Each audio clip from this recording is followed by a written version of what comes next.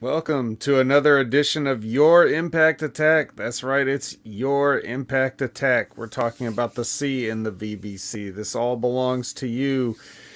And we are just the caretakers, which also starts with a C. And who are we? We are one half of the greatest tag team in Monday nights, except for maybe Stevie Ray and whoever's he's podcasting with, but maybe the second greatest tag team on Monday nights. I'm Jamie the Vet Williams, and my tag team partner, tagging in Brandon. Brandon, hello. Hello. Yo, yo, yo, what is up? And I can actually hear you now, which is a great thing. So that means that we can do this show.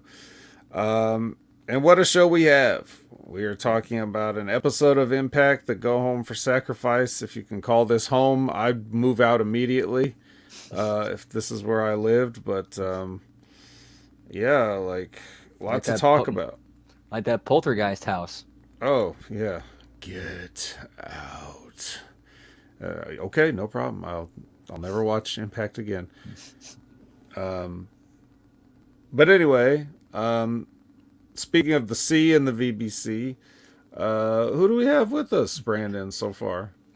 Let's see, tonight we got with us, we got Hatebot, we got Yeah Pal, we got Elizabeth, we got Javi Uchida, Mm, we got so, Buckshot Kid. What is up, guys? How y'all doing tonight? oh, you got Buckshot Kid. Oh, I'm not getting any. I'll go refresh this chat. Something.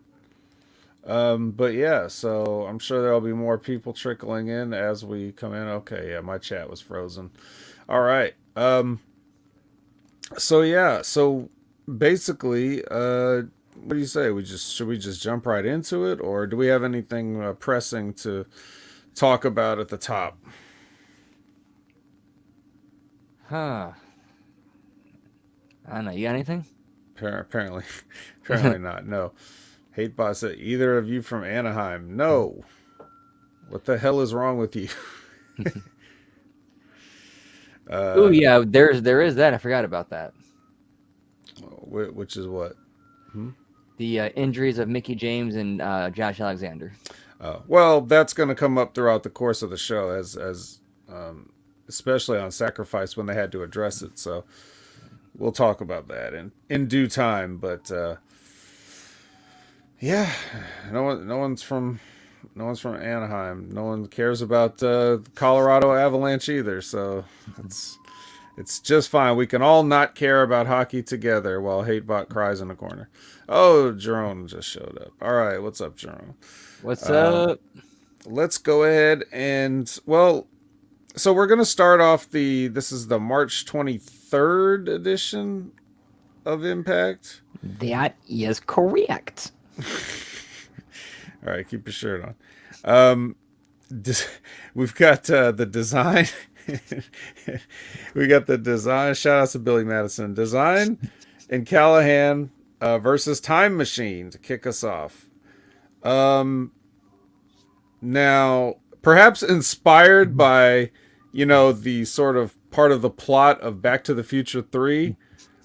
But in this match, to me, I don't know about you, Brandon, but to me, it looked like Time Machine ran a fucking train on these guys. There was like almost no offense for the design whatsoever. Did Khan even tag in the match? Uh, there were some spots where they like established him as the big man. They had to work to get off his feet, but that was like the only positive is that he actually worked like a big man. Yeah. But did he tag in legally Hmm. or was that just some of the stuff where like they jumped on a pile of guys outside and shit like that? Hmm. I don't even remember. I don't remember seeing it. I could be wrong, but regardless, like this was just all double, triple team, very little selling on the behalf of Time Machine. They were on offense most of the time, so I don't know if that was the way it was always supposed to go based on you know them furthering the story. But that's how it ended up. I wonder how Alan Angels feels going like I went from Dark Order to Dollar Tree Dark Order. He's got I don't know. I really don't know. That's an interesting point. Not because of anything about Allen Angels, because who cares? But the point that you're making is like we as a viewing audience see this totally differently than a busy wrestler. Like if you're a wrestler, you don't really have time to worry about some of the optics like we see it because you're probably not even watching the TV. You show up for a taping, you work, you're there for like all day and maybe another day. Then you've got your whole tapings. You may have a couple of matches or whatever your pre-tapes are. Like you're busy that time for that day, and then for the next month, you don't do anything on that show. So you might be doing some like indies or something, and then you're on the road. You go do that show on the road, do another show, relax at home, do whatever you do, go back. You may not be perceiving yourself and your career the way we are when we only get to see you for those couple of minutes, on TV. So like I don't know, like I really don't know what most people feel about their position in some of these companies because we look at something and we're like, ugh. And then they're probably just like, fuck, I'm busy, I'm busy, I'm busy. Like Right. It's work. They're getting a right. paycheck. Yeah. So like they're fine, I guess. I guess to Allen Angels, if the Impact paycheck is better than the AEW Dark paycheck, I don't know if it was. Probably not. It probably can't be better than can't be AEW. Everybody's getting overpaid in AEW, I think. So yeah, I don't know how he feels. I don't know how a lot of those people feel, but anyway, after this match, he got a train run on him, so he probably don't feel great. And needless to say, Time Machine wins. I mean, yeah, no way did you think that the design was going to win. Right. Like that. And just when you think they can't bury that stable any further, it's like, oh, 6 feet, let's go 8. Let's go 8. Yeah, we don't want them crawling out like PCO. So, yeah. Any other thoughts on this opening match? Like, how is Saban and Shelley able to hold all 3 guys, including Big Con, in place for Kushida to come off the top rope? Oh, Oh, yeah, I forgot Saban's 98 Goldberg. Easy. yeah, of course, no problem. All you gotta do is grab him, and then that's it. He's stuck for the rest of his life till Saban decides. Yeah, I don't know, man. All right, well, let's move on to this Coven video. Oh, I'm sorry. Did you have something? Yeah, it was almost like Time Machine was kind of like the heels, the way they were just like almost like they were kind of running heat on him. It was so kind of just so dominating. Yeah, it was just very bizarre. You normally will see like, if there was a spot where they got cut off and sold, I mean, they cut that shit out. It was like Yep. it's like they were going on offense going into the break. They came out of the break and like I think Design was on a little bit of offense and then it just went right back to Time Machine. So Pretty much felt like a 15-minute squash match for Time Machine. pretty much. Buckshot Kid says the design is done with me. Well, they're probably done, period. I don't know anybody who's sitting there putting over the design. And this is all like, I don't know how this ties into, I don't know how this ties into like Diener's greater responsibilities within the company. But if he's not, if he's got anything to do with any of this, it's not looking great. Or if it's one of those things where it's a conflict of interest where somebody else is producing and booking your stuff, so, then they obviously don't have any plans for you. But yeah. So speaking of that, Coven vignette is next, and I think the phrase was like, I think Taylor said the phrase, "Do I look like a fraud to you?" And I'm thinking in my mind, don't answer that. I think we do think that you look like a fraud because this whole thing seems tacked on. Um, I don't know.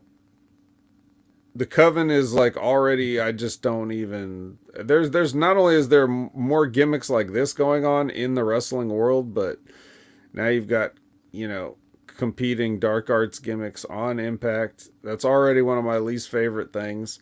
I don't mind the aesthetics of it. I just, you actually have supernatural things going on, and I can't take that seriously. At least that they're doing the obvious thing and having them putting them together in a program and keeping it in one set thing. Yes, don't get your supernatural stink on me. So, all right. Next we have a vignette for Happy Corbin. I'm sorry, I mean Cameron Grimes. I'm sorry, I mean Champagne Singh. Um, this is another gimmick where a guy all of a sudden has money. Chris Kanye's back from the dead? Guess he's back. Like this Singh has money now. Raj Singh has money. He's Champagne Singh now. So this is even like speaking of like recycling gimmicks and stuff that people are doing or have been doing. Here's this. Now, what I will put over is that this particular vignette actually looks slick. Like the way they did it. It looked real nice. Like, remember, you're thinking of stuff that you've seen, well, just with the Coven or, you know, when they try to do some of this other bullshit. Like, but this one actually looked like the WWE might have made it or somebody like that. Yeah, that was a very well produced, put together vignette. So I will give kudos to everybody that worked on that. And of course I got no problem with Raj Singh. Just another weird timing of a, you know, it's so, oh man, it's so, it's almost cliche at this point, you know? And what are you really going to do with it? I mean, those guys, those two definitely needed a freshening up. It's just like we've seen this before. Yeah. So, well, we're going to see it again. So next we have a little backstage. I don't know what you call it. I guess it's not a vignette. It's not a straight promo. It's just a scene with Fat Eddie and regular Kenny. Kenny says sacrifice a lot during this. He definitely wants to plug the upcoming show on Impact Plus. So, sacrifice, sacrifice, sacrifice. What I took from this was sacrifice. And sacrifice! All right. Yeah. Any thoughts on Fat Eddie and regular Kenny here? I thought it was very odd and out of place how they're using like the real death of somebody who was like a major babyface in Jay Briscoe and his name in a promo for a heels like this. Oh, did they do that? They actually brought up his name. Wow. I didn't even really notice that. I guess I was so blinded by the sacrifice, you know? I wasn't even listening to how he's using it. Well, that's in poor taste. But, you know, these guys have, as you know, I guess, I don't know. They knew Jay better than I did, which is not at all. So I guess they would know whether it's in good taste or not, or whether he would have minded. Right, because who knows? Like, you know, I said to you, I told all of them, hey, if you want to use my name in an angle, go ahead. Yeah, I would like to state now for the record that if anything ever happens to me, that you keep my name out of your mouth and completely respect me and don't ever mention me in the same breath as wrestling again.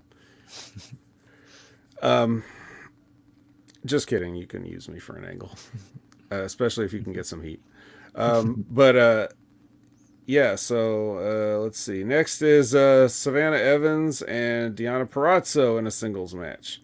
So now, you remember how I always say, like, when a woman is just overweight but not fat, like, why don't they wear a singlet? Isn't that, you know, how many dozens of times have you heard me say that over the months and years? Like, I don't understand why they don't do it. Yeah. You only have so many fingers. You might have to take off your shoes. The point is, the point is, Savannah was one of those women. Not that she ever like I ever figured it was a problem, but she was one of those women that like has like the top and like the shorts, but there's just like that strip of stomach in between. And I wouldn't call Savannah Evans a thin woman, but she's a larger individual. So here, she's got the singlet, and so she's changed up her wardrobe. Interesting. I'm not going to attribute that to myself, even though in the past I have said other things about Savannah that it looked like she corrected after I said it somehow. Coincidence? Perhaps. I don't know. Is Savannah Evans an Impact Attack listener?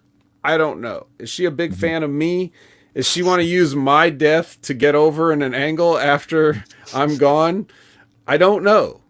But I'm just pointing out what I see compared to what I say.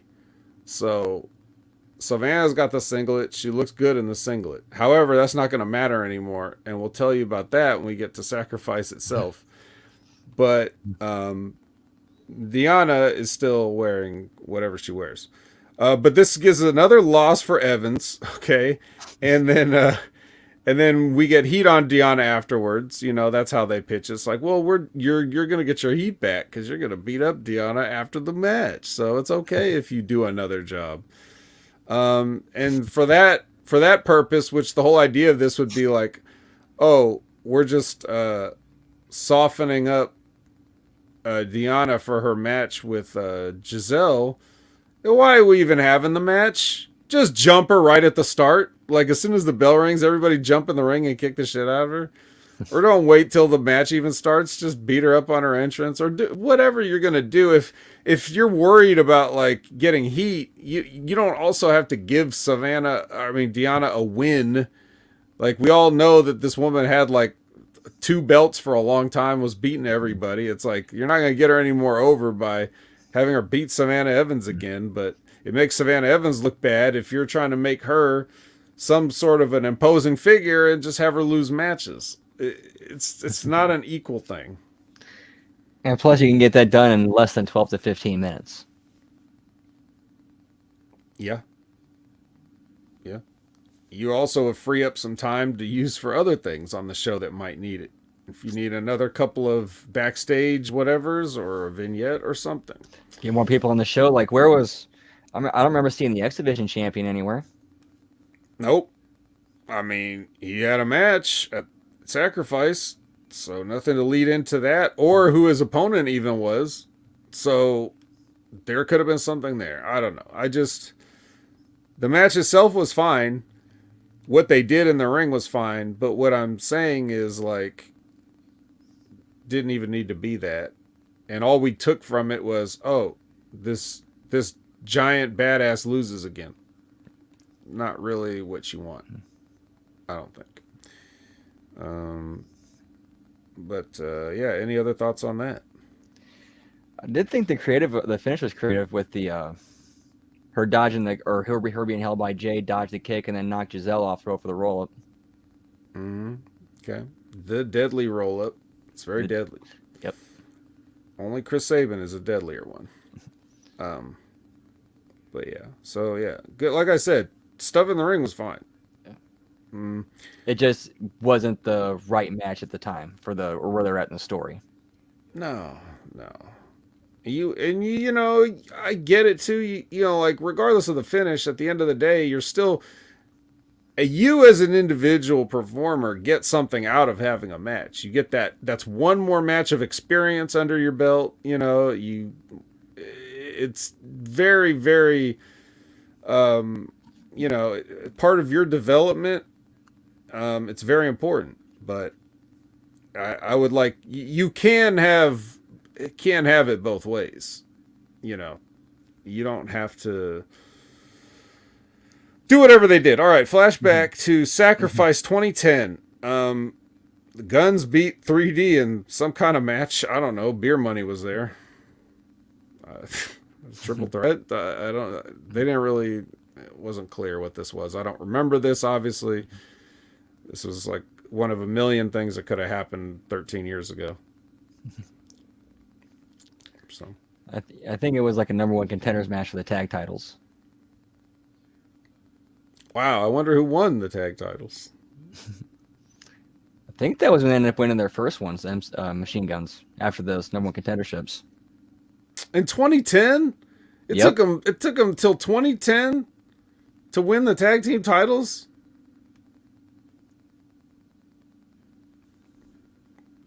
Man, so the booking was never good, is what you're saying. And then they had that best of 5 with Beer Money, and then had that feud with the Young Bucks. All right. Yeah, I don't miss those days. All right, now that we're with the Death Dolls, speaking of stuff I don't miss, do you like do you like Jessica running off and yelling down the hallway, "Where are you, Coven?" Was this a Chris Farley skit or something? God. And then You know what? She would she actually makes like the great Chris Farley like archetype of that group. Like she plays that very well, in my opinion. yeah, fat idiot. Yes, definitely. Yeah, so anyway, yeah, did she say coven or coffin? Because there was a coffin back there, and Jessica opened it and she almost looked at the light, but Taya stopped her, and then a bunch of hands reached out. Well, it looked like one hand, but I think they were trying to imply that there were many hands, and they pulled Taya into the coffin. So that's her exit from the company, I guess. She got pulled into the light. The light of AEW. AEW Rampage. And the TBS title division. I got nothing. What do you got? Nothing?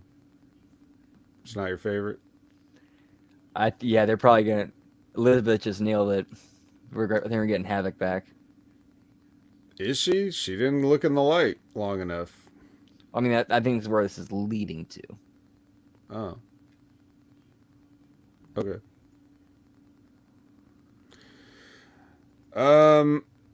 Yeah, Hatebot says it's better than Chelsea's send-off. What? Walking in the parking lot with a rolling case, like what would really happen if that was your last night at the company? Yeah, you're right. Getting pulled into another dimension is much better. You know what, Hatebot? You're dangerously close to getting banned. First you said you think frosting is overrated, and now this. Like, do you even want to be here? We could make you gone, pal. Don't test me. Okay, so Bully and Masha versus Dreamer and Mickey. Now, sometimes I've used the phrase fat guy crossbody, which is like when a fat guy does a crossbody. Tommy Dreamer is a fat guy, but not like usually what I have in mind when I say something like that. I remember seeing like guys like, well, he's Tyrus now, but when he was the Funkasaurus, I remember seeing him do like a crossbody, and it was so devastating because he's big and fat, So Tommy Dreamer's just like a regularly fat, overweight guy, so him doing a crossbody is kind of funny, but there was a kendo stick here, so I disavow this match. Grace makes a save after the match to prevent further shenanigans going on, but because of the kendo stick, I'm released from all responsibilities of talking about this like it actually happened. I actually recognize Taya's interdimensional trip more than I recognize this match. So, Damn. what do you have to say about it? At least a pile driver finished the match. It usually doesn't happen. That's it? Anything else? I thought it was kind of funny how like the idea behind Grace coming down was to protect her title match, and then she still ends up not getting it. Sometimes life just doesn't work out. Yeah. Well, yeah, she's probably gonna, she's probably gonna tear a pec just from talking one day. That's how shredded she is. she's gonna say the wrong. She's gonna hit the wrong note, and it's gonna. So she might be next. But yeah, all right. Well, then let's move on to Rich Swann and Frankie Kazarian. They are having a discussion about Josh's true feelings or his intentions as relate to what Macklin said about him. And then Kazarian tells Swann that he should just go talk to Josh right now. So he's like, all right. Then we get a commercial break and we come back. Rich walks into Josh's Alexander's locker room or dressing room rather, and sees Bert going through his bag, going through Josh's bag. He's like, "Hey, what are you doing going through Josh's bag, man?" You know, the expository dialogue. And then Bert says, "How do you know? How do you know Josh doesn't know I'm here? How do you know he doesn't want me here?" And then he walks out. Rich is looking very confused, as I'm sure we all are. So yeah, any is this intriguing? Or are we intrigued by this? I mean, at least they're doing something. At least trying to carry some kind of storyline. But then now where are they going to go with it with Alexander being out? Yeah, which he wasn't at this time, I guess. Like, It's cause I'm assuming because I think they said they shot the match with him and Kenta. yeah, it's this was probably taped like a month ago. Yeah, so this was definitely before he got hurt. Mm-hmm. This is the Vegas taping still, I think. Mm-hmm. Yep. Mm-hmm. Mm. Now the question is, when did he get hurt? So he got hurt sometime between. Was it training or something, or did he have a match? Because it's a torn tricep, so could have been anything. He could have reached for a peanut butter jar. So I don't know. Well, man. I mean, Josh Alexander isn't as exciting as some of the other things that the sheets report on. So probably never gonna get like a real deep follow up on it. All right, here's your monthly moose sighting.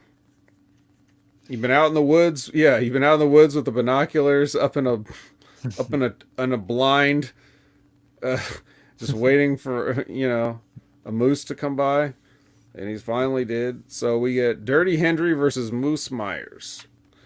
So they come out. The Joe Hendry comes out, and Dango gets the wrong two words, which makes for a funny moment. And then he makes it weird afterwards, trying to join in with Joe Hendry on his spiel, jumping the gun. So that was a little bit fun. Now if you're a real Moose fan, really, then you'd be very happy to know that he has I know Elizabeth came in hot in the chat talking about having cake. Well, that's how I would describe the cut of Moose's trunks here. He asked for the cake cut because they were pretty high, and they were like, they weren't all covering in the back. So if you want to see some moose cakes, this is your match. They have a match, and I try to appreciate anytime I get to see Moose now, knowing that it could be the last time for a while. No, so nothing really amazing about the match, but again, now we started out talking about interesting booking. We're talking about, a babyface train. We're talking about why beating Savannah Evans in a match that didn't need to happen, and now we have, Hendry, the digital media champion here, gets pinned after Moose spears him and then Myers hits the roster cut. I'm sorry, why was Dango even in this match then? I thought the whole reason he was even here is to take an L. Did I miss something? What are they doing? Yeah, you could still get heat on the champion with Dango taking the pin. Yes.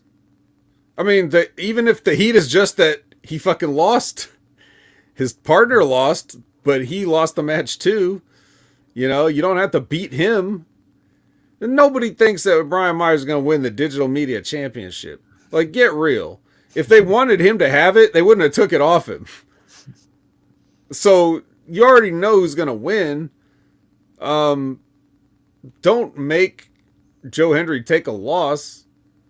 And don't make it 50-50 so that when he beats Brian Myers, and he will be beating Brian Myers, spoiler alert, that it's like, oh, well, they're kind of even still.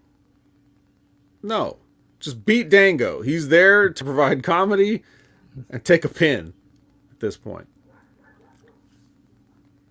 Now, maybe you don't want to job Dango out to just anybody, but like, for a guy like, for a team of this caliber, of former champions of whatever description, yeah, they can beat Dirty Dango, for God's sake.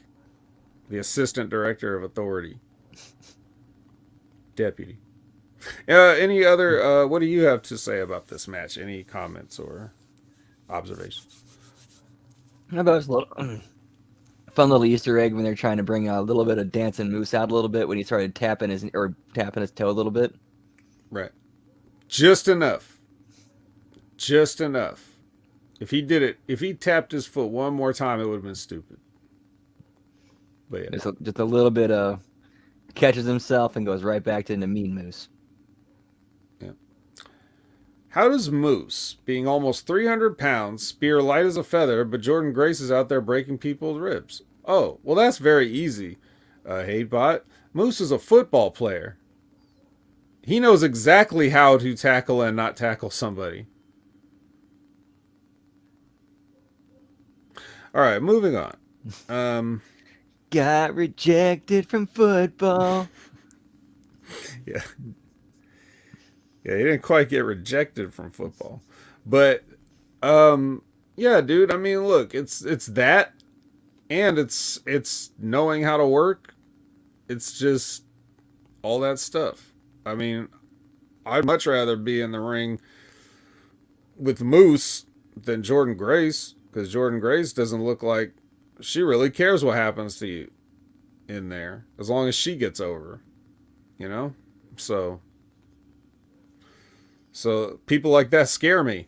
And I've been speared by football players, by the way. And most of them don't know it's a work. So, yeah. No ribs broken, though, thankfully. Moose is an offensive line. You know what, Buckshot Kid? Don't bring logic into this. Okay? He played offensive lineman in the NFL. I'm sure he's been playing lots of football positions his entire life. I know he knows how to tackle. But yeah. Let's see. All right. So Josh eventually finds Rich Swann, and then Rich tries to tell him what was going on, and he's like, "What? Man, whatever. I'm going to the ring, and I'm going to address this." So he cuts a promo on Macklin, basically saying, if I beat you, you got nothing left. And he drops a Forgotten Sons reference, you know, which the reference is to his gimmick in NXT. Then Burt answers. He says he's obsessed with winning the title, and then he shows footage of himself watching from the curtain for like a year back, according to the timestamps.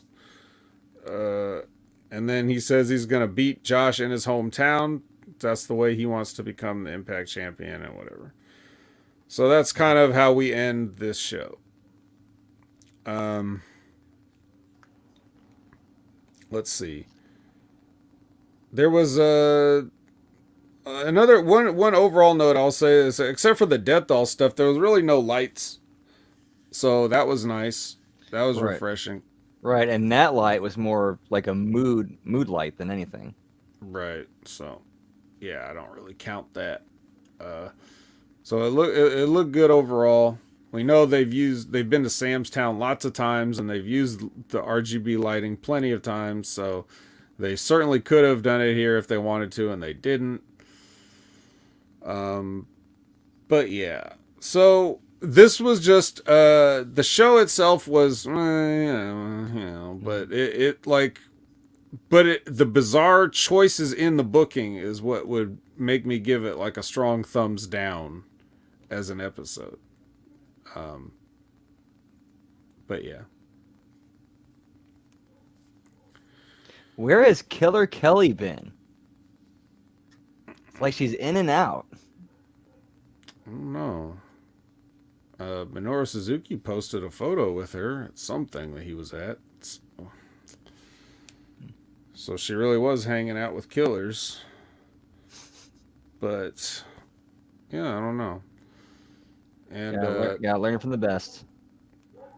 then did Macklin get DMCA'd? It looked like he changed his Punisher logo pretty significantly. Well, he might have.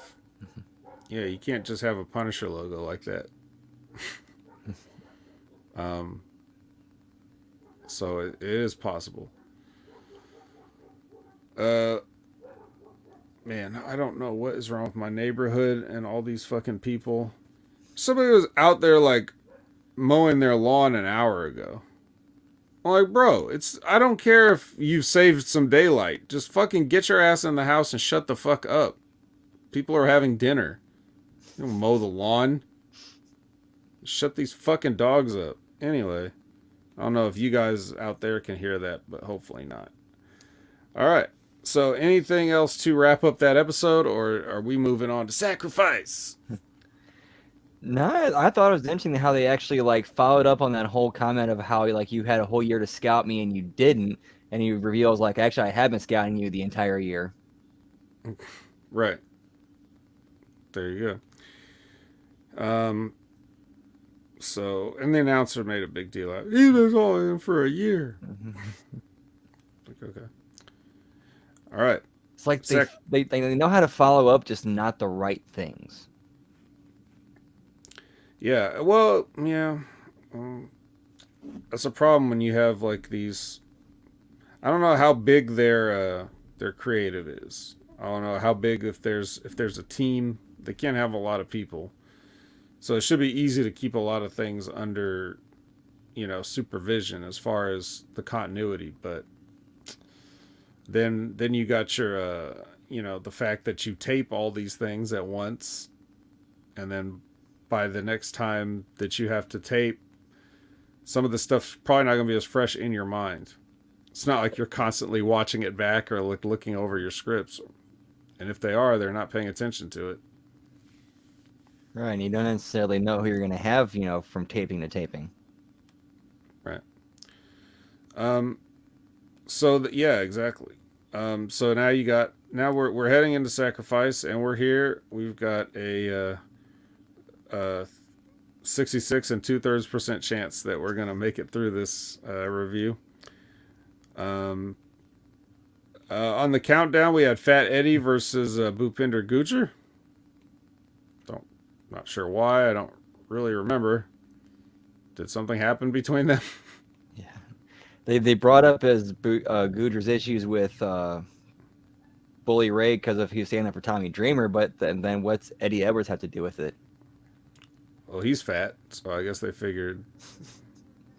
Well, look, Bully's predisposed tonight, but you can have another fat guy that's got nothing going on.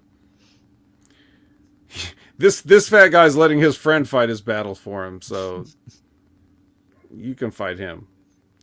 Yeah, Boston Knee Party for the win on Gujar. He's out of there. Nothing really to say about it. Did you have anything to say about it? No, why was this happening? Just a random match. Just a random match. Just to get the people excited to buy Sacrifice. Please buy Sacrifice. I don't know. Like how does this help either guy? Like, you could have easily had something with PCO coming down and give Gujar the win, because that would have helped him a little bit. Yeah. But they probably are like, well, we don't want the crowd to have to see PCO twice because he's going to get that entrance and everything. So that makes sense, yeah. I mean, they don't care if they're doing a set of tapings, how many times they're going to see him, but whatever. So here's where the announcers tell us that Josh is out with a torn triceps. They're telling us that Burt is replacing him in the 6-man match on this show. And the Rebellion was going to feature Josh versus the winner, or no, Kushida versus the winner of, no, Macklin versus the winner. Excuse me. It was going to Rebellion was going to be Josh Alexander, or the winner of Josh Alexander and Kushida versus Macklin. Macklin's getting that title shot regardless. It is now, and Josh and Kushida are going to fight at Multiverse United, which is next week, or later this week. Sorry. See, are you following all this, everybody? Okay, good. So now the match at Rebellion is Macklin versus Kushida for the vacant Impact Championship. So yeah, this is how we find all this out, unless you already looked at the internet before and found out. That should probably be a better match than Alexander Macklin. Yeah, probably. So we also get Gia with Kaz and Rich. They make comments. They're just normal hyping up a match pro wrestling comments. This is good. And then our next match before the show actually starts is Kylan King versus Rosemary in a singles match. So, I've never really been impressed with Kylan King. Just one of these people that keep showing up places. Like every company I watch, whether it's NWA, whether it's AEW or whatever, I'm always having to see Kylan King. And I've never really been impressed. One example of why, maybe, at the beginning of this match, like right at the bell, Rosemary was in the corner and King was like getting ready to throw a line. And she waited for Rosemary to look up so she could duck the clothesline. Like that slight hesitation, like, okay, the spot is I'm going to attack you right at the start. Oh, she's not looking yet. I got to wait. Okay, now she's looking. So let me throw this punch she's going to duck because it's her time to duck. No, man. No. Either don't get in position early or just hit her and go into it from there. She's a pro. She'll call it out of that. Number one rule, take their head off. If they don't duck, it's their fault. Yes. It wouldn't have even been a clothesline. You would have had to just because I don't know why she was doing whatever she was doing. Maybe she was like looking down, talking to Jessica at ringside or whatever. But it would have been more like a clubbing forearm at that point. Like if you're supposed to jumpstart the match, just the point is don't just wait to throw something until somebody ducks it. If you guys saw SmackDown and you watched that match with fucking Cody versus what's the kid's name? Marcel Bartel, Ludwig Koopa. Yeah, he fucking Cody ducked something that never came.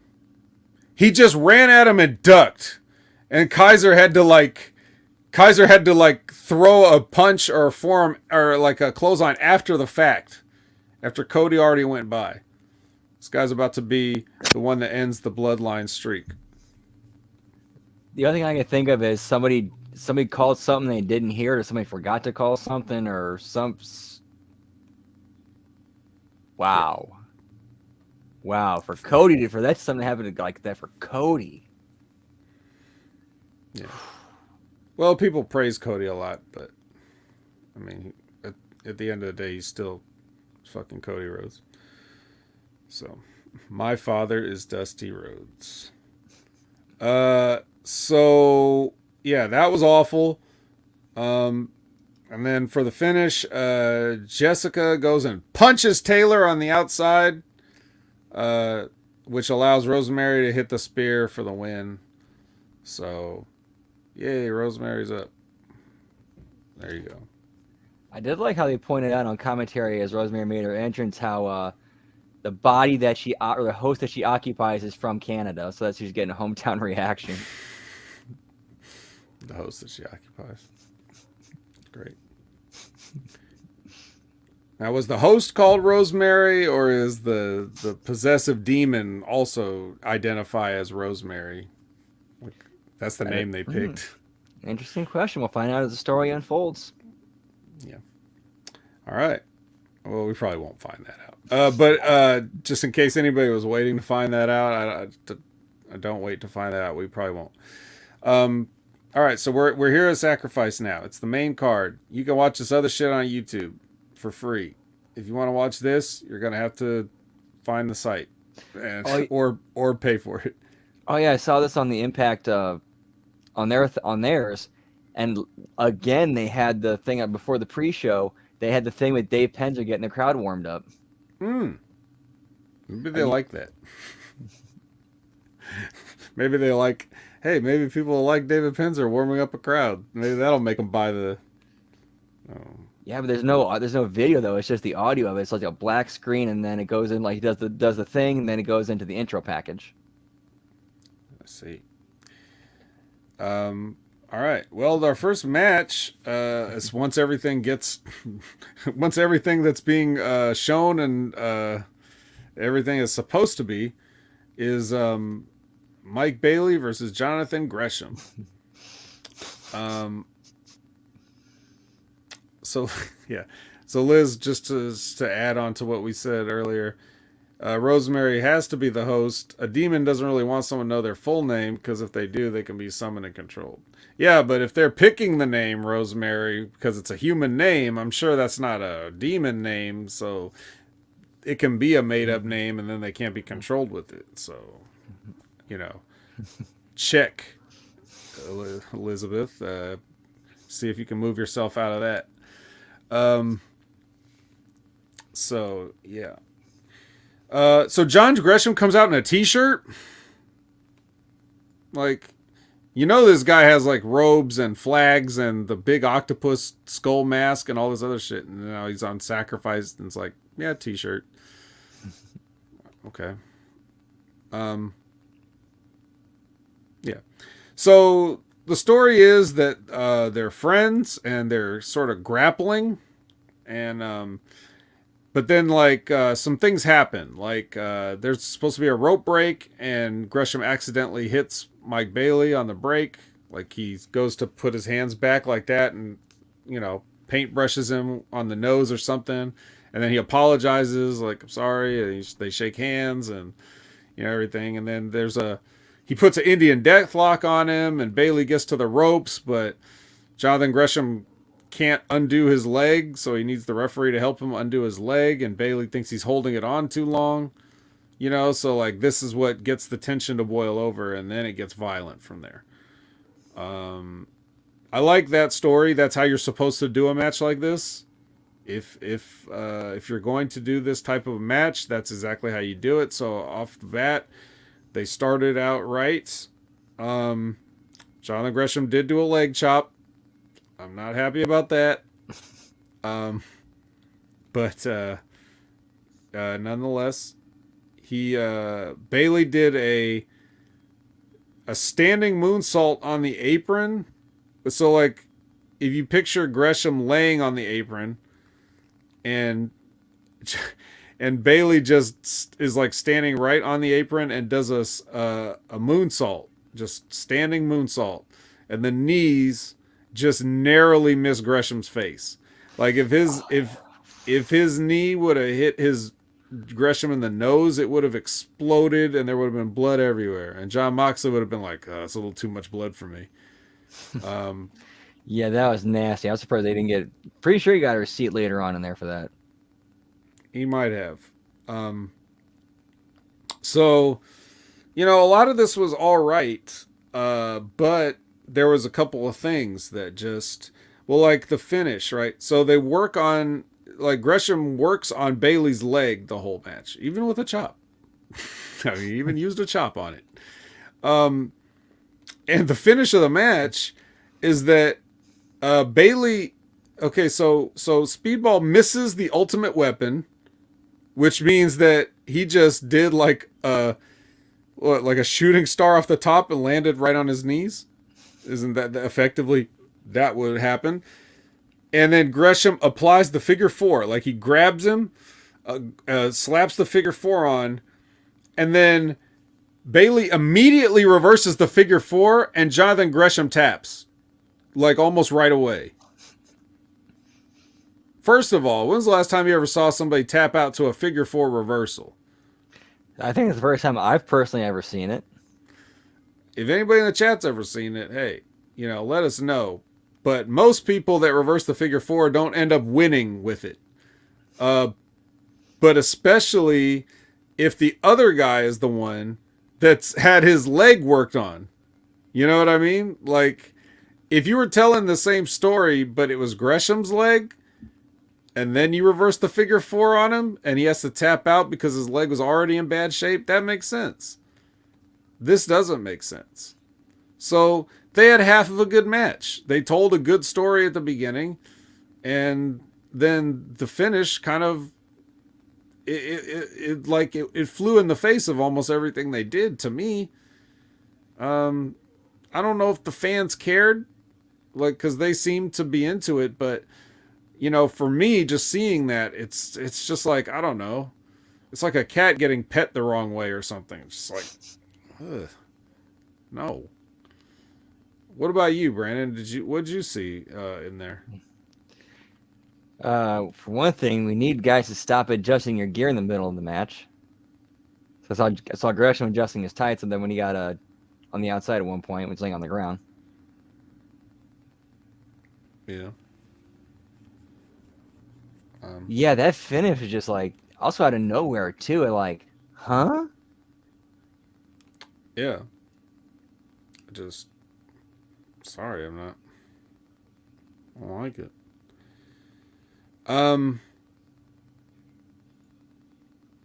It looks like about the 6-7 minutes is the magic mark where that's the sweet spot for when Gresham really starts to profusely sweat.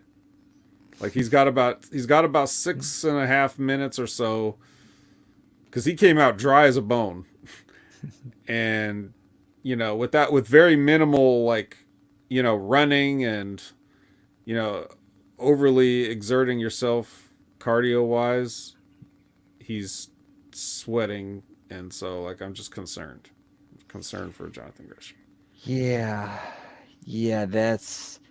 that's not normal, dude. That's not a good thing. No, it's not.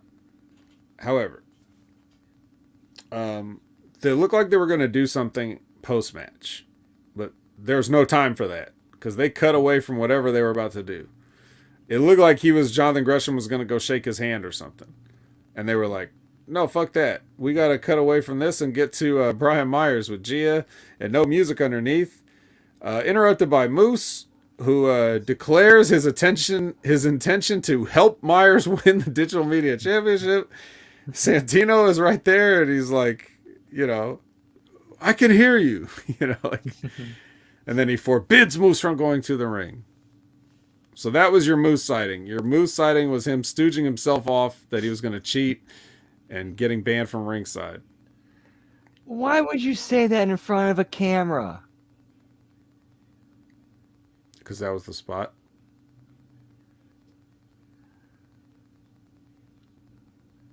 Look, they do everything in front of them. They film crimes. I think we can say we're going to help cheat to win a match. Should be all right. At least back in the day when like a TNA would shoot something like that or somebody get busted like that, it was shot in a way where the cameraman was kind of sneaking in on it and they didn't know they were there. Yeah. Obviously, with the speed, too, that Santino arrived, he must have been in eyesight of Moose when Moose said it, so I don't know why he would have said it, but hey, they're clearly not doing anything to protect Moose business, so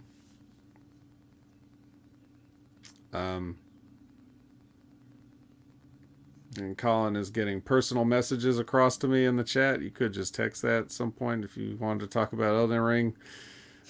Most people have been done with that game for a good year now. Let's see. Package. Then there was a typo in the fight bites. I don't remember what the typo was, but it was whatever those little graphics were doing, like not a tail of the tape, but just like facts about the guy's match leading up to this match. Then we get Hendry versus Myers for the Digital Media Championship. Yeah. Wave your hands from side to side. I believe in Joe Hendry. These people, where was this? Windsor? They didn't seem like they believed in Joe Hendry as much as they could have.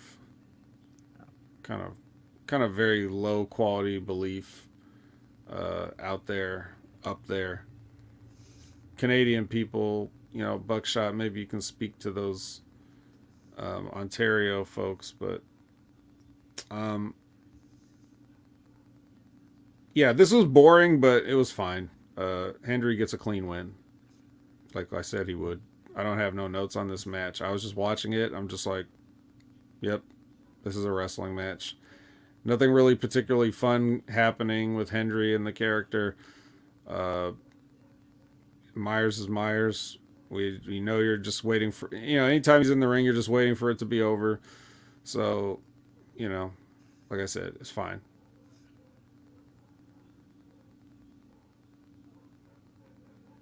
Hatebot says Joe Hendry's dead. I disagree. I mean, you still get something out of it.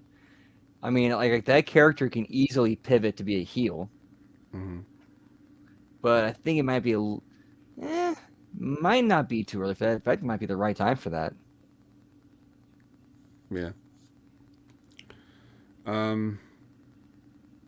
Yeah, it could be a little bit soon. I think there's more mileage, but they're not going to get...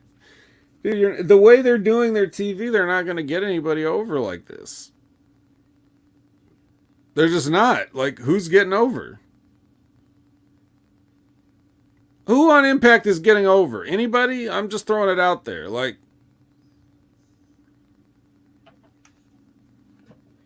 Okay. No, nothing. Yeah.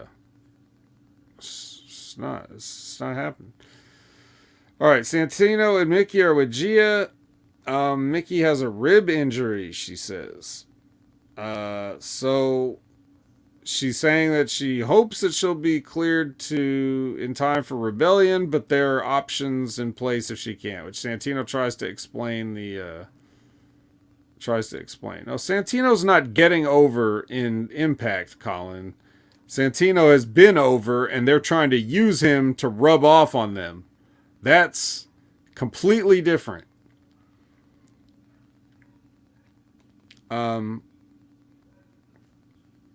Okay, so I hope I explained that in a way that you understand. You said rub off. Yeah.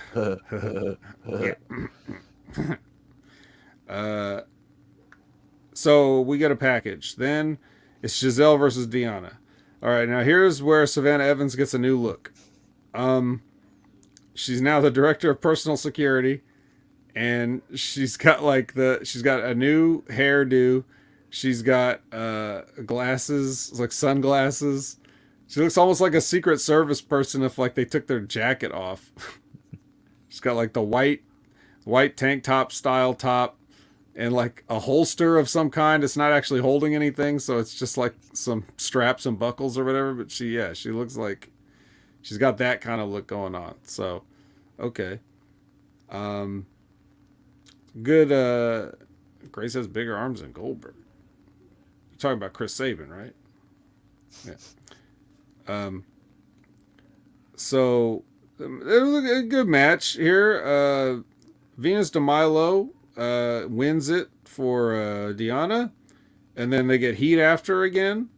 But Tasha Steelz returns with music. Hey everybody, hit Tasha Steelz music. She's got to go out there. She beats up Savannah Evans and Jay Vidal, and she shit cans Jay Vidal, who only outweighs her by like 100 pounds. The return of Tasha Steelz, Brandon. No, I always liked her. I thought she had a lot of talent and charisma. And Yes. she'd be better and honestly she'd be better suited as a baby face. Think so, huh? Well, I mean, with her size, and she could easily tweak her character to be more of like a kind of like a sarcastic loudmouth, but goes after the heels though. Hmm. I think she's gonna tweak her character to be like Chris Sabin, who outmuscles everybody and beats everybody. Yeah, you could have easily done that spot just having her just with a low bridge. Just low bridge everybody. Come on, everybody, keep running at me. So Steele's had to pull a Jeff Hardy and dance before she came to the ring. Yeah, just yeah. This would fall under that sports entertainment bingo category. Making a full debut or a re-debut or a return or whatever with music and an entrance to make a save on somebody. So I don't know. Whatever she was doing and why, she's back now. So I guess we'll Guess try who's to enjoy back? it. Tell a friend. I ain't gonna tell nobody. They'll be like, "Who's Tasha Steeles?" I'm like, "I'm embarrassed. I shouldn't have said that." Another package. Then we get Kenny King versus PCO. Um, the way that the announcers try to justify or explain the way that this whole thing has played out, like with PCO and all this stuff, is so laborious because how far they have to reach. It's much farther that they have to reach much farther than like Josh Alexander for a peanut butter jar or whatever happened. It's just they're saying like maybe PCO is still haunted by the Honor No More. Just like stop trying to get this shit over. It sucks, dude. Just let it. Just call what you see in front of you. There's no point in trying to like make anybody sit at home like, well, I guess I understand why I have to sit through this. It ain't working. They did, and the only reason, let's face it, the only reason anybody cares about a PCO match is like, all right, what's he gonna do to himself this time? So they had this spot where I guess he's done this before, according to the announcers. I don't remember, but he short circuited. Yeah, short circuit. And he just went and did a suicide dive out the ring to nobody. Like they were on like Kenny King was on the outside selling on one side of the ring, and he jumps out towards the rampway, almost like to like reboot. I guess is the idea. Like he takes a bump and sits back up. It's like turning your computer on and off or something. Which I don't think that's how reanimated dead humans works.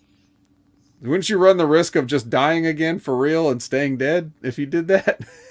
If you don't have a lightning bolt to resurrect you, like if you just took a bump and died, like wouldn't you be afraid that you're not going to turn back on? I don't know. This is a 21st century Frankenstein. Maybe he's been reanimated with like a special chip inside of his brain. Oh, what if you broke the chip? Good Doing point. a suicide dive? Yeah, just. I mean, I'm only trying to dissect this for the benefit of your all's entertainment because this shit's fucking dumb. But anyway, there was that. He took a top rope. He was on the top rope and Kenny King pulled him down and he took a bump on the apron. Just awful. I don't know if it would have been better if he didn't hit the floor.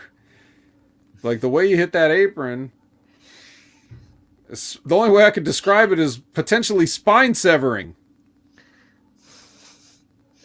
Like was it like didn't like pretty much the entire length of his spine on the corner of the apron? Yeah. And that's if he hit it flush. If he's even slightly diagonal or whatever, which he was, you really run the risk of doing something bad. So, but that's what he's going to do. He gets Kenny gives him a suplex and a blue thunder bomb on the concrete after he pulls the mats back.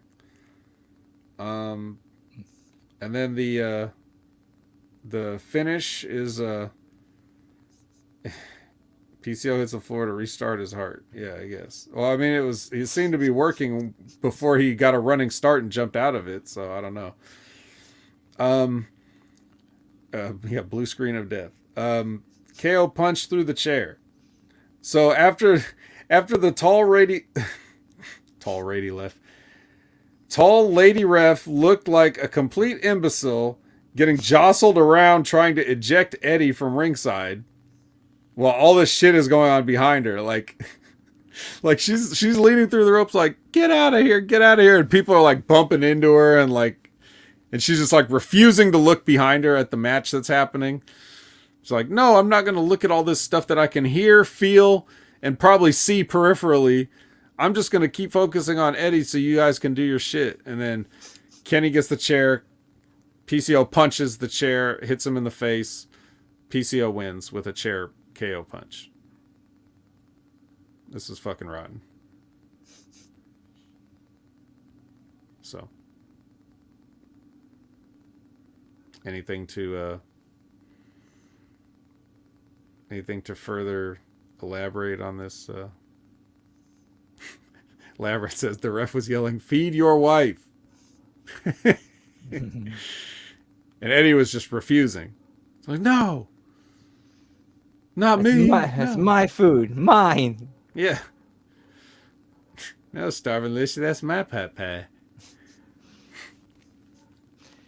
Mama Alicia's being a dildo. Well, I know a certain Alicia who's sleeping with mommy tonight. What?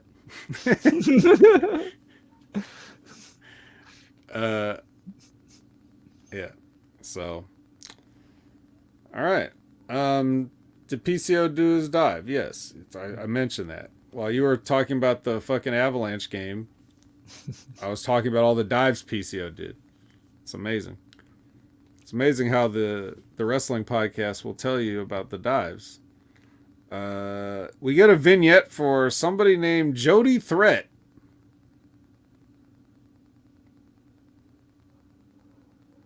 Okay.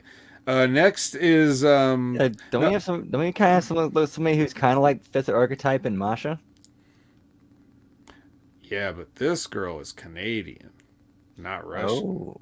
Totally different frozen wasteland country. So you remember at one point in Impact there were 5 different girls doing the Mean Girl archetype, 2 tag teams and 1 singles. Yeah. I think this one probably has more in common with Ruby Soho. I don't know, I've never seen her. I don't really know anything about her. Labra says who? You know. Ooh. Which I can't be on Hami Media Group saying that, you know, agreeing with people saying that if you have time to say who you have and click post, then you have time to look somebody up, because I did look her up. And apparently she was one of the first victims of Athena. You know, when Athena was just running rampage and just stiffing people and going into business for herself and shooting on girls and being unsafe. Remember that from a couple months ago? Well, apparently she was one of them. Yeah, and she was good, and then she's going off on anybody criticizing her, saying they don't know what they're talking about. Yep. And for the record, she was right. They didn't know what they were talking about. Because I watched all that stuff and it was perfectly okay. She didn't stiff anybody. It's just they're not used to seeing. Her point was that, like, because she's a woman, that's why people are saying that she's unsafe or whatever, because if a man did it, then they wouldn't say anything. Which people do talk about men being unsafe, but no, it's because you don't see any women that hardly even that know how to work, that they don't even know what they're looking at anymore. And I've caught supposed experts and stuff not knowing what they're looking at many times. You know, you can count on, like, there's so many times that Glenn Gilberti will say that somebody's doing something and it's like, no, they're not. That's just what you think they're doing because you're too lazy to see through it anymore. So that's fine. But Anyway, the point is that's who Jody Threat was. It was one of those people, I think. That's probably where any of us might have seen her, unless you're just like a real big fan of the indiest of indies. So then we have a meeting between Bert and friends. It's basic, but it's good. Like what they say here is good. I liked it. What about you? Do you like it? I mean, it worked. Set, kind of set up for the tag match. When Kazarian's like Steve, and then yeah, the dialogue was very cheesy wrestling.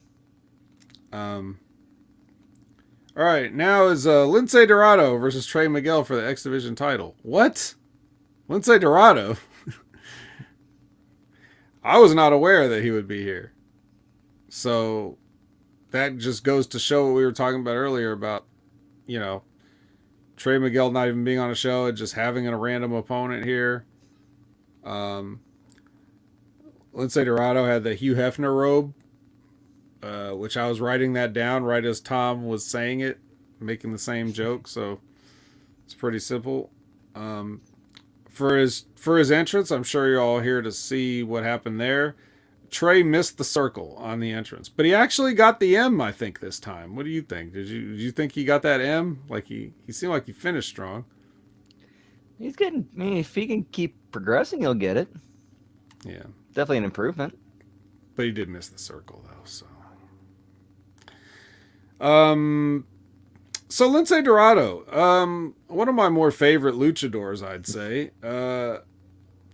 You probably may have. No, you haven't. I was going to say you've seen him on 205 Live when he was doing Lucha House Party. And I was like, nah, nobody saw that. That was just me. But whatever, etc. A lot of good things about him.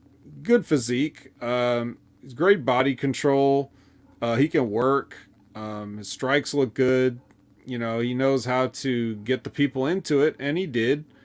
Because this match is essentially cold, and he actually got the people behind him. He knows how to be a baby face without doing like the pandering and the real like hokey, house show shit. He has like enough, pardon the term, spice on his stuff that people are like, oh, this guy's cool. The worst thing about him is his mask is kind of silly, like and he's doing like his thing where he's kind of rubbing himself on stuff like a cat, like Monty Brown used to. Like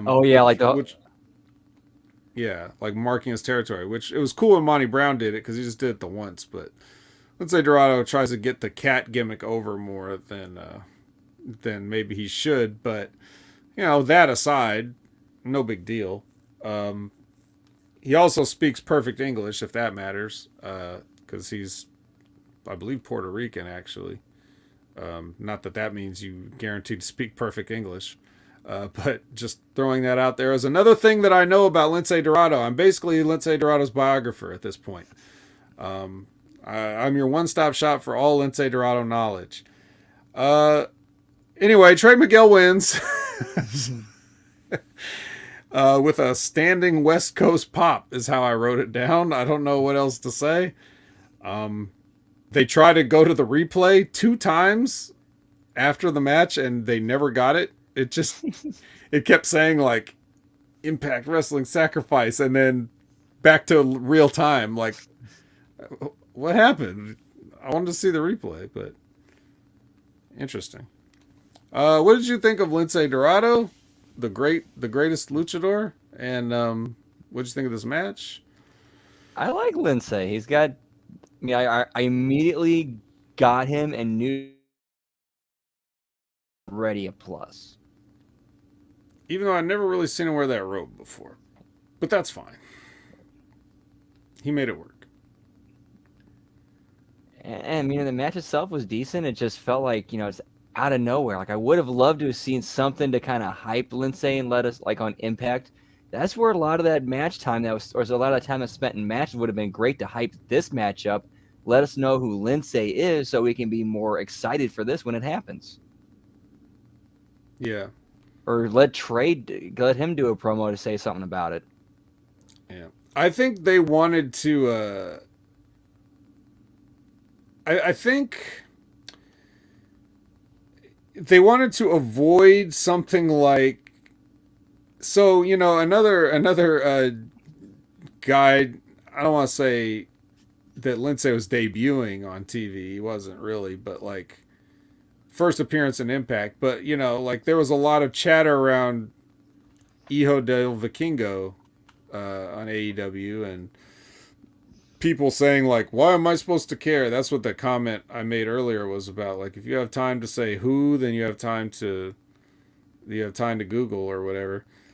This is all stemming from stuff like that, where people are saying like, I don't know who this guy is, and that was kind of the whole build, was like, you don't know who this guy is, so he's going to show you who he is when he has this match. And I think they wanted to avoid it being like a letdown, because if you tell me Trey Miguel is a mystery opponent and then it's revealed to be Lindsay Dorado, people are going to be like, oh, it's like, it's not going to be that exciting, and that's not fair to him. So it's really just putting them in a difficult position altogether. You can't hype it up because it's a letdown. But if you just have him come out, it's kind of like you say, well, why didn't you hype this up? Or what? It's like a situation you can't win. So. I mean, not so much as a hype up as much as like a introduce the character to the people in the Impact audience who hasn't seen him. Right. Because if I would have seen like a package to kind of see who he is, or just kind of vignette of him just doing something in character, I'd have been hyped. I'd have been excited to see him, or I would have wanted to see him. Right. Only problem with that is he's been in the WWE the last 10 years, so all the footage is unusable. Well, I mean, just like a vignette he could have shot himself of just him in character doing stuff. Yeah, they should have done something like that. It could have just been a very short thing to get people like, well, I don't know who this guy is, but I want to find out. Exactly, Yeah. yes. They didn't even bother to barely remind us that Trey had a match. I think they might have shown it at the end, the end of Impact, when right before the main event, they like to run through the cards for everything that's coming up. They did do that, yes. So they said he was there, but it's just like, okay, Lindsay Dorado. All right. So I don't know. Like maybe shoot something like him in a mansion with surrounded by girls and with a martini glass. Yes. Yes, they can't afford girls in a martini glass. Come on. They blew their whole budget on that Champagne Sing vignette. That's their whole budget for a month. All right. So speaking of guys that nobody knows, TMDK with Gia and no music underneath. We get Bad Dude Tito and Shane Haste. Basically explaining that, Bad Dude Tito says he likes guys that are small. So he's going to beat them up and they're going to win the titles. I guess that's a bad look if you're actually not going to win and you say that you were and you talk about your opponents being smaller than you, because then you're going to have to do the job. So hopefully that was a lesson that Bad Dude Tito learned. This is probably a lot of first time people have seen Bad Dude Tito, unless for some reason you watch New Japan Strong. Yeah, Bad Dude Tito. Part of TMDK alongside formerly, they're never really out of the group, but Bronson Reed was there. He's one of the members.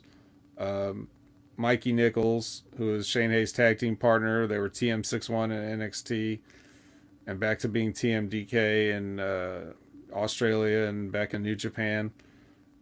Zack Sabre Jr. is part of TMDK now. The Mighty Don't Kneel, in case I've been saying this 10 times and you didn't know what it stood for. Australian wrestling group. So Tito's not Australian, and Zack Sabre Jr. is not Australian, and I guess Ryuhei Oiwa's not Australian, but the other three guys are Australians. So hopefully I've caught everybody up now. Anything to say about this weird short promo?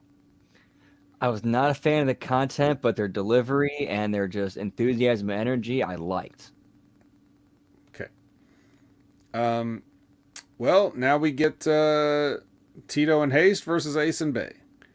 As expected, those guys, the Mighty, they look pretty big in there, but Tito gets folded anyway, so it doesn't matter. Keep your words short and sweet because you may have to eat them. Any thoughts on the match? I didn't really have any. I just thought, oh god, it's just a match. Yeah, basically just to kind of help establish Ace and Bay as champions. Yep, and how small they are. Yeah. All right, then we get a package for the Busted Open match, which we're about to have. So Busted Open is basically a first blood match.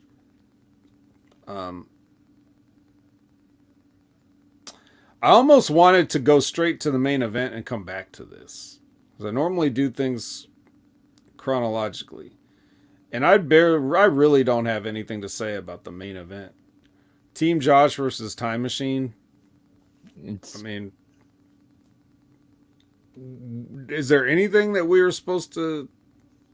This isn't the match that we wanted, but even if it was the match that we were advertised to get, it wouldn't have made a difference. You know, this whole thing would be to build to a one-time kind of like super show between Impact and New Japan, which is happening on the 30th, I want to say. The Multiverse United. So that's that. The complexion changes because Alexander got hurt. So now it's just Macklin in there with Kushida. So there's still going to be opponents later. But yeah. The finish, Kushida taps out Macklin with the surfboard lock. Or hoverboard lock. What did I say? Surfboard? Yeah, hoverboard. Yeah. Hoverboard lock. Which, in the context of the story, makes sense because he wants to stay fresh for the match, especially after seeing just what happened with Alexander. Yep. It's also telling me that Macklin is going to win that title 100%. And that the only reason they did this is to throw you off whatever scent you might have picked up. That Kushida had a chance at this. So they give him the win here to make him think, okay, it's possible, and then he won't do it.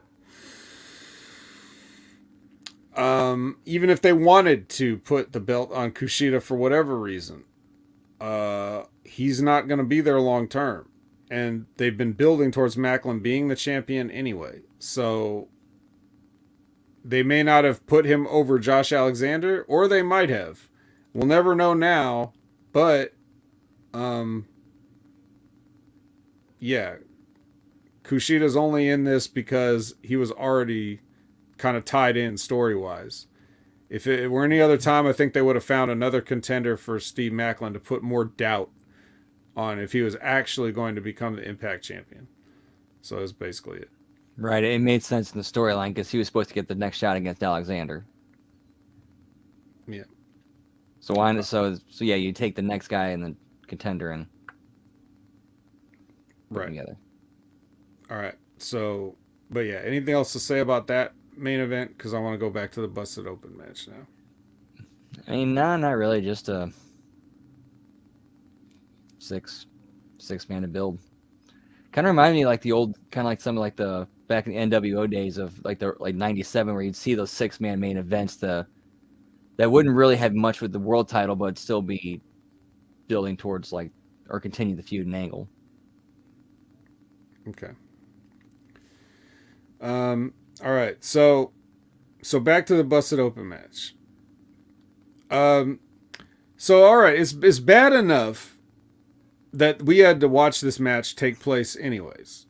Like, we had to watch these fat fucks embarrass themselves by trying to make people think that there's any real heat in 2023 between them, like trying to tell real life stories in order to get heat, like as if we really think that if they have some phony wrestling match that's going to be like, oh my god, look how real this is. Like, nobody's buying it. So besides all that, then we get this match where Bully gets, it was like a step ladder. And then he makes the referee hold it for him so that he can fall off it and splash Tommy Dreamer. So he's doing this comedy spot, which is a shot at Tony Khan for not wanting to be on Busted Open anytime Bully Ray was ever going to be on Busted Open. So he's making fun of the fact that Will Hobbs used a broken ladder to try to climb up, and the ladder was too short and he couldn't reach the golden donut, and the referees had to hold it for him and completely expose the business and look fucking stupid, and everybody online roasted them for it. So Bully Ray is going to take that. He's going to take this feud where he's been talking about personal shit in Tommy Dreamer's life and whatever, and trying to do something to build this up, and he's going to use that for his comedy spot / clap back at Tony Khan. In the middle of this, he's going to do this. Okay, so if you had any respect, or if you thought that he somehow had respect for this business, because I don't know, I've never met Bully, but I have this feeling like he'd be one of those fucking guys that if anybody in the locker room did something that he didn't like, they would get lectured at worst. And if he didn't get physical with them, like they would have to sit and listen to a lecture about how much he respects this business and how much that you're supposed to respect this business and how many people have paved the way for you to have a job in this business and all this. You can just picture him saying that to some kid who made a mistake out there in the match or whatever. You could just see Bully going off on this. You've never heard stories about him being a nice guy. And now all of a sudden he wants to, have this little giving back world tour towards the end of his career and all this other shit and all the shit that he's done and said to people over the years. And then he's going to fucking pull out a little step ladder so he can do his comedy spot in the middle of this match, where the object is to make your opponent bleed or whatever. So I don't want to hear it from Bully Ray anymore. I don't ever want to hear anybody talk about Bully Ray anymore. Like he's now crossed the line where, he's dead to me, in terms of like not having respect for the people that have paved the way before you. You don't get to say that kind of shit now, because, you fucking did something that's arguably worse than what most people that you've probably lectured have done. So yeah. And then if that wasn't enough. Yeah, that's a house show comedy spot in a comedy match. Right. Not for this. So yeah, whatever. Like, I don't give a shit what else they do in this match. I wasn't really caring at this point. Tax, cheese grater, whatever. This whole fucking thing is stupid anyway. And not only was it stupid that he did that spot, then the match that they had was stupid. The fact that it even exists is stupid. They're both the shits, so we had to watch it be stupid. Then, at the end, after they do this thing where, of course, Bully was bleeding long before Tommy Dreamer ever bled, but because the ref was out and didn't see it, then when he comes back around, after all this shit happens with the good hands and everybody else running out there, then the referee wakes up to find that Tommy Dreamer is bleeding, so Bully Ray wins the match. So that corny ass shit on its own is corny enough, but you could have got heat with that if this was back in the 80s when people still half-ass believed anything you were doing. But then you have Scott D'Amore come out with music. Okay, Scott D'Amore with his fucking entrance music makes his big triumphant return. Okay, after, of course, the match is already over and Tommy Dreamer got screwed. That's when Scott D'Amore decides, oh, not only that, how about after they get a hockey player up out the audience to fight Bully Ray and get beat up. Hey, I said hockey. Hatebot, you want to pay attention to this? You know who this fucking guy is from the Detroit Red Wings? I think his name was Darren McCarty or something like that. They're making it seem like he's a big deal. And he comes out of the crowd and then he gets in a hockey fight with Bully Ray and he's like punching Bully Ray for real. So that's good. At least he had to endure some real punches for us having to watch this shit. And then they put him through a table and whatever. And then Scott D'Amore comes out to save the day. When they're going to do something else to to this hockey guy. And then a bunch of other baby faces from the locker room come out with him. And then and then Bully runs away, so he doesn't get any more, nothing else exacted upon him. And then you may have seen this. It may have been going viral on social media or whatever of Scott D'Amore giving Jason Hotch a Canadian destroyer.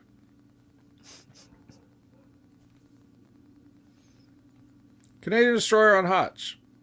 And then they help up, they all celebrate and help up that Darren McCarty or whatever his name is.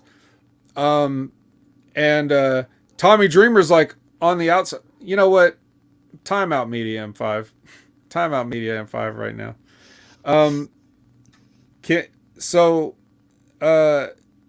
Tommy Dreamer's on the outside or whatever, just still beat up and bleeding from the match, and everybody's helping up the hockey player and like, are you okay, buddy? You okay? They're like, oh, fuck you, Tommy Dreamer. You lost. You lost the match. Fuck you.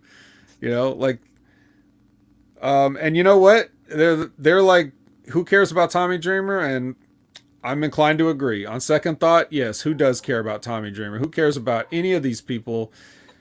This is the kind of shit that makes me, like, if I wasn't doing a review show weekly, I would never watch this shit again after this. This was by far one of the most embarrassing things I've ever seen that Impact Wrestling has done. It's probably the most embarrassing thing I've seen them do since I started watching. But the amount of ways that they monumentally fucked up in this one segment, I don't know if anybody's ever fucked up that many times in a row that bad.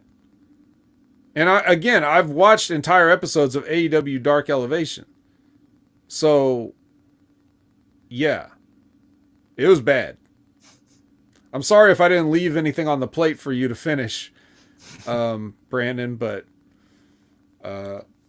yeah, that's how I felt. What about you? Did you like it? Or I will say, I wonder if this was a rib. I think this might have been the first time we actually saw Scott D'Amore with the headset on his head as he yanks it off come into the ring.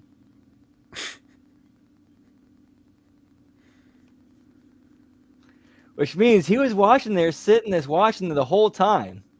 He knew what was going on and didn't do it. Decided like, oh, I'm gonna come out now. And he feels like it. Yeah, now they beat up Tommy and screwed him. Who cares?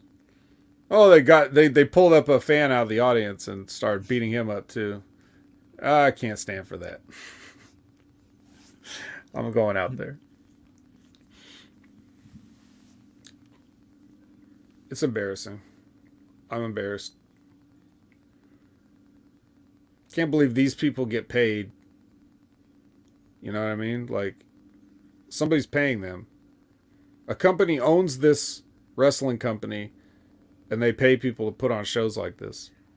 His first show back, his first like big show back as president, and he's dropping guys on heads with Canadian destroyers.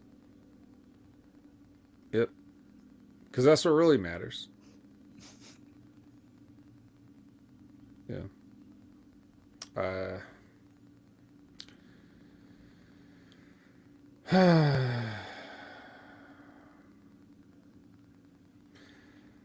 I don't know if my diatribe would burn any bridges or if there were any bridges to burn, but I'm just gonna say this right in the camera. Moose, get the fuck out of there.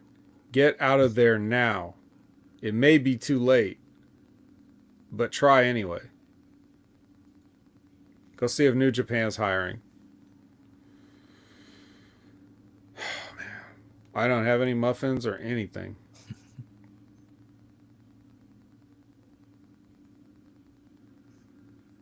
I would have eaten a whole dozen if I had them. I would have been cutting that promo through the muffins too. Yeah.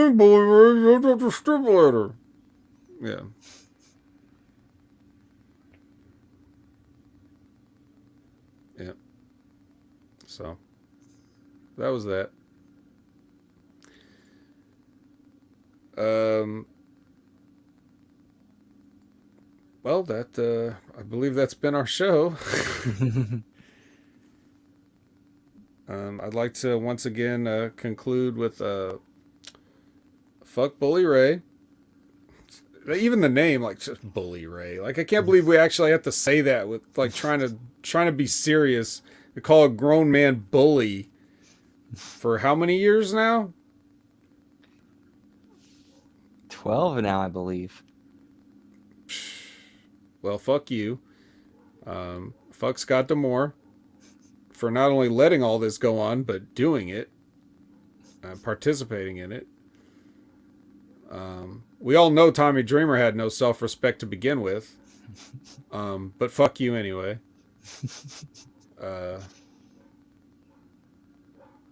Yeah. And who else was involved in this? Moose would be great in New Japan. I think the Bullet Club could use a new leader. So. And he loves Japanese wrestling. So it may just be his only hope now. Because nobody in the WWE or AEW knows how to do shit right either. So, well, be sure to pre-order your Moose action figures. Get them while they still last. It's a limited run, and you can pre-order seeing us next week for Impact Attack. It'll be a post WrestleMania Impact, and I'll talk about at least for sure the Multiverse United event, and you guys can look forward to that. But in the meantime, Brandon, where can they find you? You can find me on Twitter at TransArcusTia, as well as Twitch at Miss Tia the Trans, twitch.tv/Miss Tia the Transarchist, and right here every Monday for the Impact Attack. Whoop, whoop. That's right. You can find me at Opinion Haver on all the social media. You can find me on twitch.tv/Opinion Haver. You can find me on the Next Level Review every Wednesday at 8 a.m. Pacific, 11 a.m. Eastern with Big Ray Hernandez. In the next, not this week, but the next week, that's when Mike Mondo's coming back on to break down Stand and Deliver. So look forward to that. You got Wrestling with Rip Rogers every Friday. A lot of great surprise guests. This last week was Trailer Park Trash. You never know who might pop in. Even I might pop in. It all depends. And then, of course, Stevie Richards doing his thing. He's got his video, which a lot of people have been watching, talking about what happened. It's called What Happened on YouTube. So if you haven't watched it yet, what are you waiting for? Let Stevie tell you what happened. It's important. It's not just about him. It's about everyone. So watch that video. Then he always posting more content on his road to recovery. Today he posted his first trip to the beach and however long. So really beautiful 1.5 minute video of Stevie getting to see a sunset on the beach. So there you go. That's it. That's all I got for Brandon. I'm the vet, and I don't have a sign-off line.